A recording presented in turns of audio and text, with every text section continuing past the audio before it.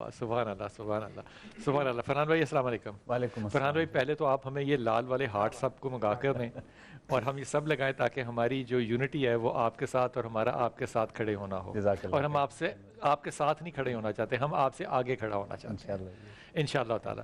جتنے بھی زیادہ تر کام ہوتے ہیں ڈونیشن کے, مثال کے طور پہ ان کو انسان چیریٹی اللہ کے واسطے تو کرتا ہے, وہ ایک بالکل ایک بڑا پیراڈائم ہے, لیکن کبھی کبھی موٹیویشنل چیزیں جو ہیں وہ بڑی ذاتی بھی ہوتی ہیں. آپ کو اس سارے یہ پروجیکٹ جو ہے یہ 4 ارب کے قریب کا ہے, جو کہ بہت بڑا نہیں ہے. 21 ارب تو ہمیں الیکشن کے لیے چاہیے پنجاب میں, تو یہ کون سی کوئی بڑی رقم ہے جو کہ نہیں کوئی دے سکتا.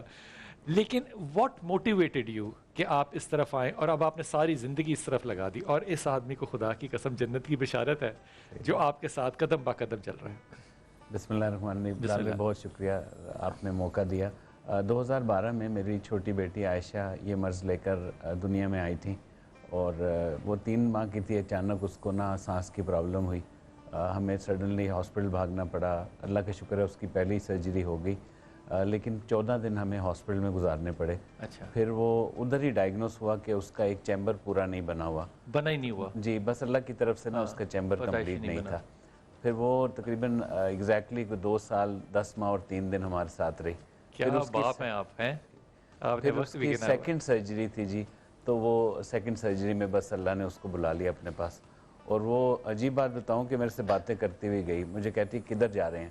تو میں نے کہا بیٹا ہاسپٹل جا رہے ہیں. تو بس وہ نہ ہمیں پتہ تھا کہ آگے کیا اللہ نے لکھا ہوا ہے, لیکن اللہ کا شکر ہے الحمدللہ آج ہمیں سمجھ آتی ہے کہ ایک وہ تو چلی گئی, لیکن اچھا اللہ کے اب تب سے لے کے اب تک آپ کتنی عائشاؤں کو بچا چکے ہیں؟ جی اللہ کے فضل سے بلال بھی 3500 سے زیادہ فیملیز جو ہیں نا وہ مستفید ہوئی ہیں, جن کی بچوں کی ہارٹ کی سرجری کو سپانسر کیا اس فاؤنڈیشن نے. کیا بات ہے, کیا بات ہے, کیا بات ہے. ہارٹس ہیں آپ کے پاس یہ؟ جی میں کسی سے میں ابھی ان سے حضرات سے گفتگو کرتا ہوں, آپ اگر ہو تو ہاتھ ہم یہ سب لگائیں. جی, اور ہم یہ سب لگائیں. اور میں آپ کو ایمانداری سے سما کے اس پلیٹ فارم سے کہہ رہا ہوں, آپ جس طرح چاہیں ہمیں استعمال کریں اس کام کے لیے. ایک تو عائشہ بیٹی کی یاد ہے, ہمیں عائشہ اماں سے ویسی بڑی محبت ہے. دوسری بات یہ کہ ہمیں ویسی بڑی محبت ہے, تو جو نسبتیں پیدا ہوں. حضرت اماں عائشہ سے متعلق اور ان کی بچی کی وفات سے متعلق ایک حدیث بھی ہے, لیکن آپ پہلے علامہ صاحب سے اگر بات کرنا چاہیں. نہیں آپ بتائیے, آپ حدیث پہلے بتائیے. وہ حدیث یہ ہے کہ آپ صلی اللہ علیہ وسلم نے یہ ارشاد فرمایا کہ کسی بچے یا بچی کا ماں باپ کی موجودگی میں بچپن میں اگر انتقال ہو جاتا ہے تو اللہ پاک فرشتوں سے یہ پوچھتے ہیں, اسرائیل علیہ السلام سے, حل قبضتم ثمرۃ فؤاد عبدی, کیا تم نے میرے بندے کے دل کا پھل اپنے قبضے میں لے لیا؟ جس کو اردو میں کہتے ہیں جگر گوشہ. یہ بتا رہے تھے نا میری بیٹی اتنے سال اتنے دن, پھر آپ نے کہا آپ کیا باپ ہے, تو مجھے فوراً وہ حدیث کلک کر گئی, وہ یاد آ گئی. اس پر اسرائیل علیہ السلام اللہ کو فرماتے ہیں یا اللہ جیسے آپ کا حکم تھا پورا کر لیا. تو اللہ تعالیٰ سوال کرتے ہیں میرے بندے کو, ماں کو, باپ کو جب اس کی وفات کی اطلاع ملی تو انہوں نے کیا تاثر دیا؟ تو اس کے جواب میں اسرائیل علیہ السلام فرماتے ہیں یا اللہ, انہوں نے کہا یا اللہ ہم تیری تقدیر پہ راضی ہیں, سر جھکاتے ہیں, سر تسلیم خم کرتے ہیں, جو آپ کا حکم ہم اس کے اوپر کوئی تنقید اور کوئی زبان تان دراز نہیں کرتے, ہم سر تسلیم خم کرتے ہیں. اس کے جواب میں اللہ تعالیٰ یہ ارشاد فرماتے ہیں وہ باوجود کمزور بندہ ہو کر اگر میرے حکم اور تقدیر پہ راضی ہے اور اس فیصلے پہ سر تسلیم خم کر رہا ہے تو سارے فرشتوں کی جماعت تم گواہ رہو, اس کے ماں باپ کو میں بلا حساب کتاب بخشش کا اعلان کرتا ہوں. اللہم صلی اللہ محمد والے محمد. ایسی زبردست. اور حضرت عائشہ رضی اللہ عنہ فرماتی ہے زندگی میں مجھے 2 عورتوں پہ رشک آیا, مجھے کبھی رشک نہیں آیا کسی پہ, 2 عورتوں پہ رشک آیا. ایک حضرت خدیجہ پر کہ آپ صلی اللہ علیہ وسلم ان کا تذکرہ کرتے ہوئے آنکھوں میں آنسو لے آتے تھے. دوسرا اس عورت پر جس عورت کی اولاد ہو بچپن میں انتقال کر جائے, نبی نے اس کا اتنا ثواب بیان کیا. میرے دل میں حضرت عائشہ کی اولاد نہیں تھی, میرے دل میں کاش میری اولاد ہوتی اور وہ بچپن میں مر جاتی, پھر مجھے وہ ثواب ملتا. یہ بات یہ خواہش نبی سے بھی کہہ دی. نبی صلی اللہ علیہ وسلم فرمایا تمہیں گھبرانے کی ضرورت نہیں, تم دنیا اور آخرت میں میری رفیق ہے حیات. حضور اقدس یہ جب علماء صاحب کہتے ہیں کہ شب قدر میں قرآن نازل ہوا, تو قرآن تو ہمیں تو پتہ چلا وہ 23 سالوں میں نازل ہوا, تو پھر یہ شب قدر میں کیسے نازل ہوا؟ بہت عمدہ سوال کیا. قرآن کی آیت کیا کہہ رہی ہے, ظاہر قرآن کیا کہہ رہا ہے, انا انزلناہ فی لیلۃ القدر, ہم نے اسے شب قدر میں نازل کیا.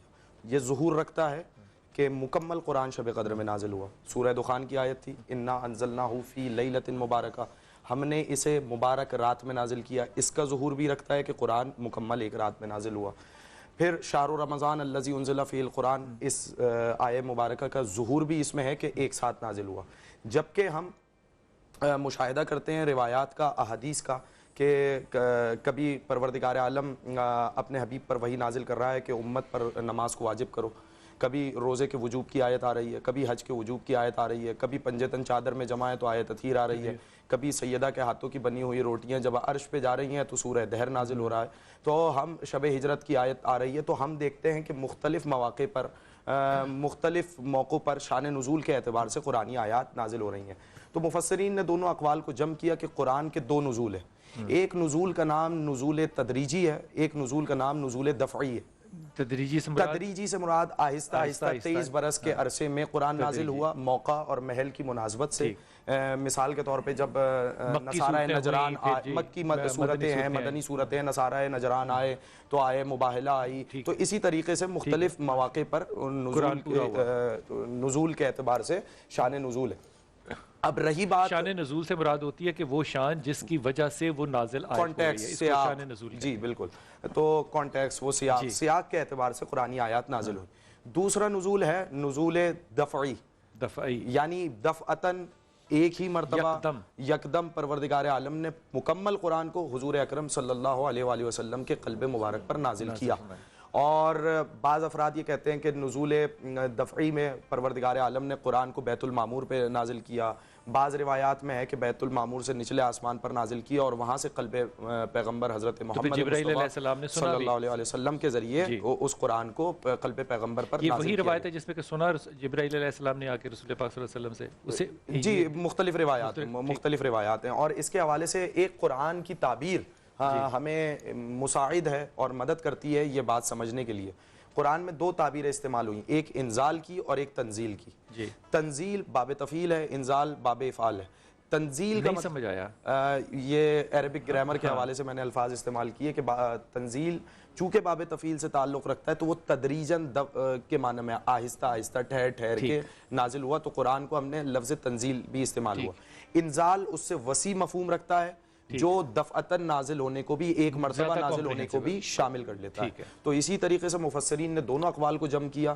اور یعنی کہ یہ شب بھی ہو سکتی کہ اس میں پورا قرآن نازل ہوا اور اس کے بعد موقع اور محل کے اعتبار سے آیات قرآن. حضور آپ اس بارے میں کیا فرمائیے گا؟